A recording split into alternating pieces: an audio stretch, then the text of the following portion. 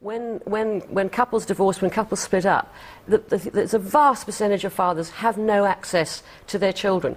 And I think for society as a whole, this is just the most tragic thing, because children who grow up without two parents, who don't know where they've come from, who don't know, have that kind of steadying influence. It's been proven time and time again in all sorts of reports that statistically they don't do well at school, they're more likely to go into drink, into drugs, to criminal activities. There are vast social issues. And this is such a high-handed, it's almost a Victorian approach to saying that in fact, that if children do have access to their fathers, sometimes it's just too confusing. And it seems to me completely morally wrong.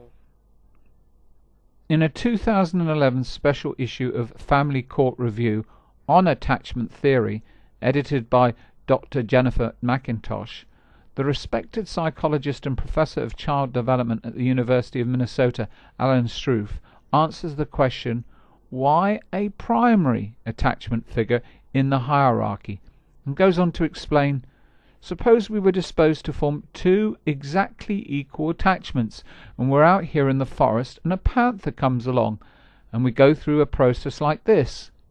Okay, attachment figure number one is approximately 10 meters away, but there is a bush between me and them.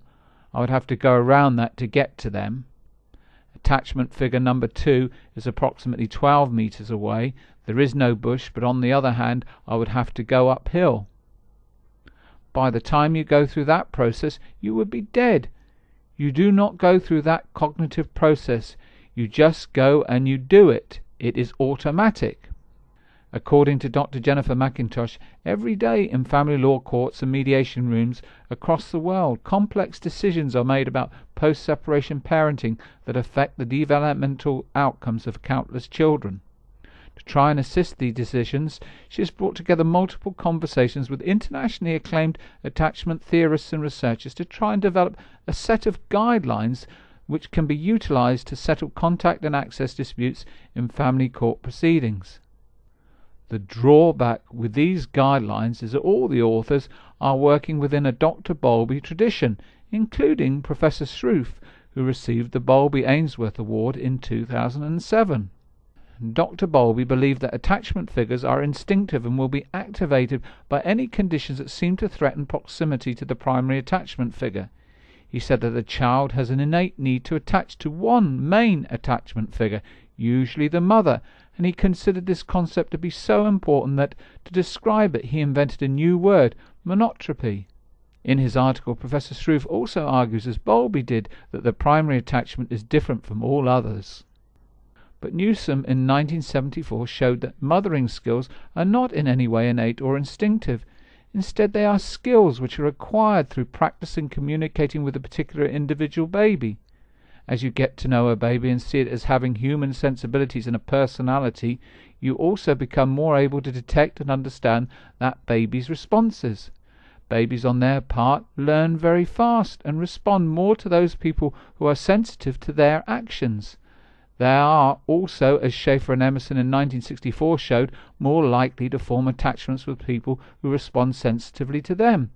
The implication here is interacting with babies is a learned skill, and that fathers can acquire these skills just as mothers do, given motivation and opportunity. The early study by Schaeffer and Emerson also showed that infants could develop multiple attachments. Several of the infants in the study were as attached to their fathers as to their mothers. Some too had developed an attachment to the father but not to the mother, even though it was the mother who was looking after them most of the time. In such cases, always it was the father who responded most sensitively to the child. In the interview with Dr. Jennifer McIntosh, Professor Sroufe says, "Mothers carried this baby. That is a different deal. We men did not. We cannot nurse. It is a different deal. It does not mean fathers are less important. Why would it make you feel less important as a father if you're not a primary attachment figure? Children need way more than that. They need guidance, they need limits, they need role models, they need to believe that they can do things. They need a ton. And frankly, I think there are some things that fathers are better at than mothers." Professor Sroufe argues against shared parenting because it's still not the rule, and often the fathers aren't as involved with the infant emotionally as mothers are, and in the early years are not functioning in the same secure base way as mother is. But research shows children can attach themselves to fathers as well as mothers, even when they are very young. Dr Bowlby's theory of attachment is grounded in the 1950s, and today's ever rapidly changing society is not so judgmental and is less inclined to base its decisions on guidelines with stereotypical views of relationships, and unless there is a very good reason to the contrary, children should be allowed to develop their own sense of identity within the framework of both loving parents.